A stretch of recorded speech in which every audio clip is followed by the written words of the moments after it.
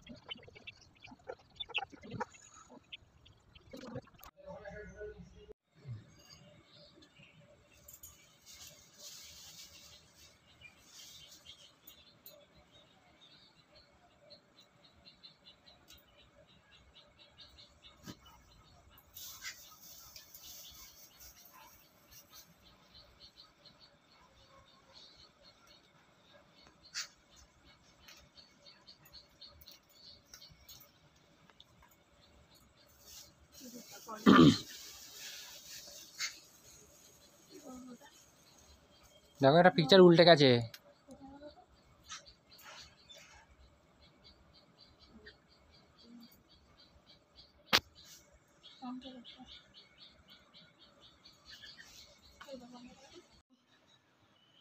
তা আমার ঘরে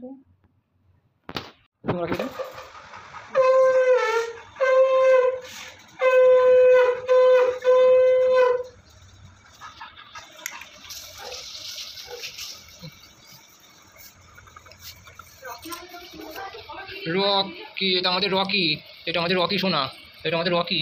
রকি শুয়ে আছে, একটু রেস্ট নিচ্ছে, একটু রেস্ট ম্যান, এটা একটু রেস্ট ম্যান নিচ্ছে, রেস্ট রকি। ভিডিওটা এখানে কমপ্লিট করলাম।